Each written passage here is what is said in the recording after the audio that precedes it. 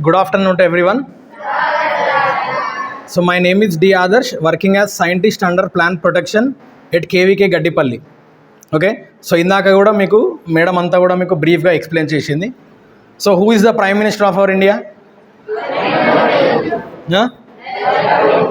సగం మందే చెప్తారు.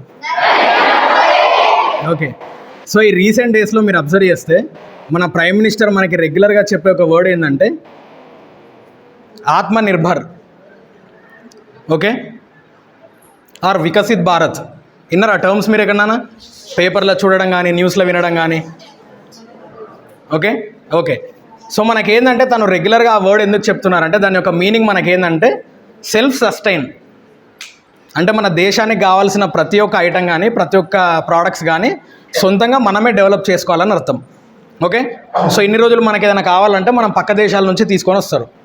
ఓకే, ఎగ్జాంపుల్ ఏదైనా స్టీల్ కానీ లేకపోతే షుగర్ కానీ లేకపోతే ఇంకేదైనా ప్రోడక్ట్స్ మెడిసిన్స్ కానీ, సో ఇవన్నీ కూడా మనం ఏంటంటే బయట కంట్రీస్ తోటి తీసుకొని రాకుండా మనమే సొంతంగా తయారు చేసుకొని మన పీపుల్ అందరికి కూడా మనమే ఇవ్వడం అనేది main motto. Okay, so same అదే కాన్సెప్ట్ని మేము మీకు స్కూల్లో దాన్ని ఇంప్లిమెంట్ చేయాలని చూస్తున్నాం. సో సేమ్ అట్లాంటి మనం ఇక్కడ తయారు చేయడం కాదు.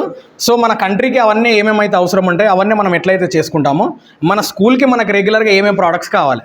సో ఇప్పుడు స్కూల్లో మీ అందరికీ ఫుడ్ ఉంటుంది కదా, ఉంటుందా ఉండదా? సో ఫుడ్ ఉంటుంది. ఫుడ్లో మనం రెగ్యులర్గా ఏం తీసుకుంటాం?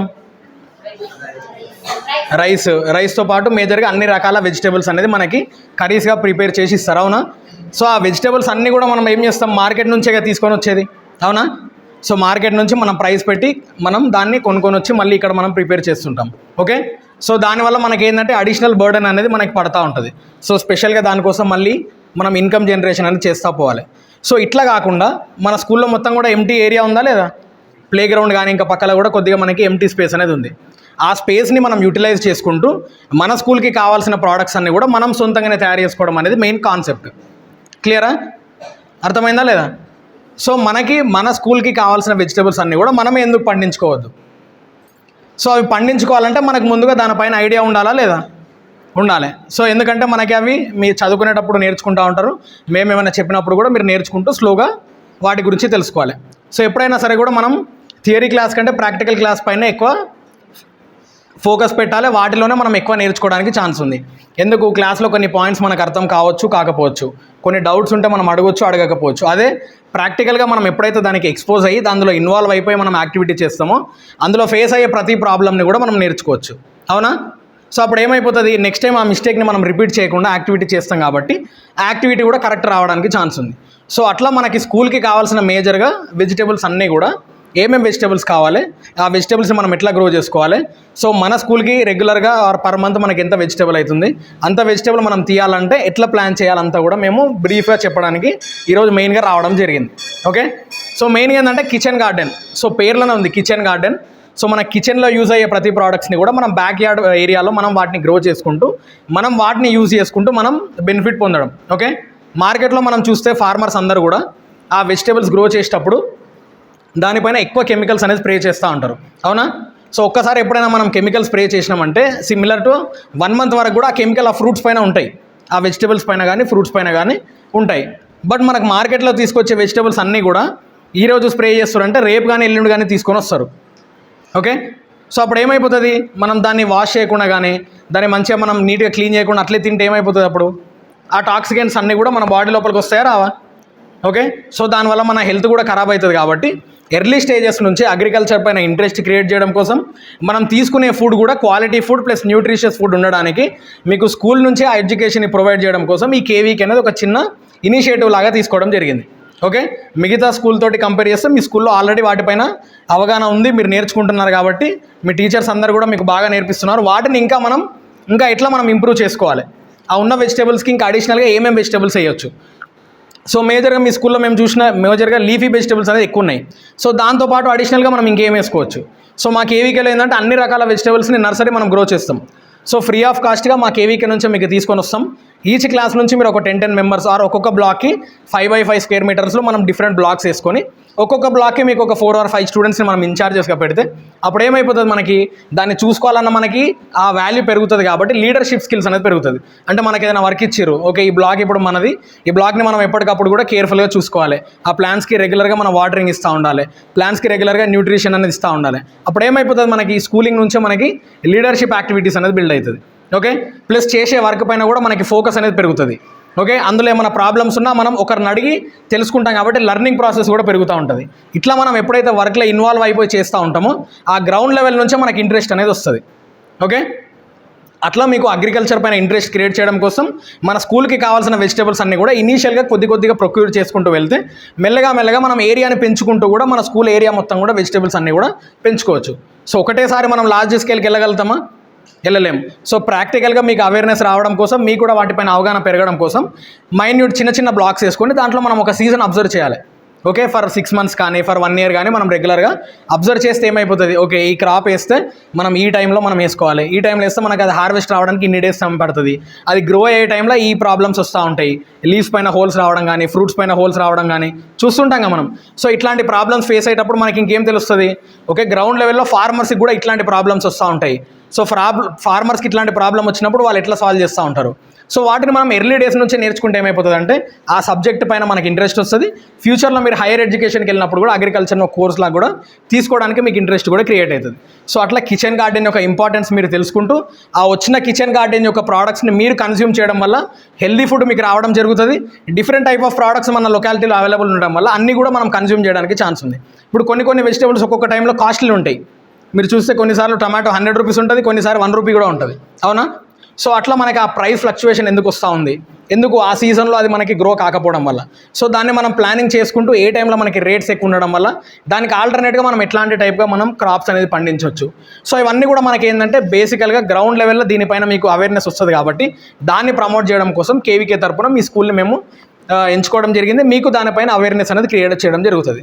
సో మెయిన్గా ఏంటంటే ఆ బ్యాక్ యార్డ్లో మనం డిఫరెంట్ బ్లాక్స్ వేసుకుంటూ ఒక్కొక్క బ్లాక్లో ఒక్కొక్క వెజిటేబుల్ని గ్రో చేస్తూ దాన్ని మనం కన్జ్యూమ్ చేయడం. ఓకే, సో దాన్ని ఎట్లా గ్రో చేయాలనేది మనకు మెయిన్ పాయింట్.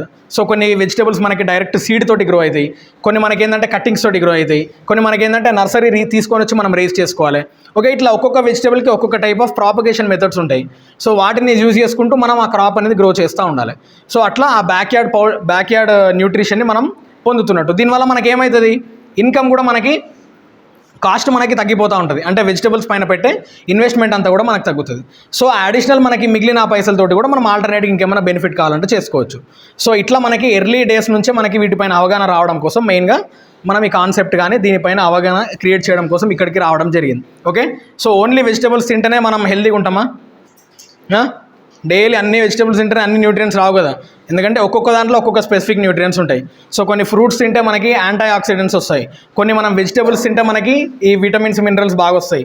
సో అలాగే మనకి మిల్లెట్స్ పైన కూడా అవగాహన పెరుగుతూ ఉంది.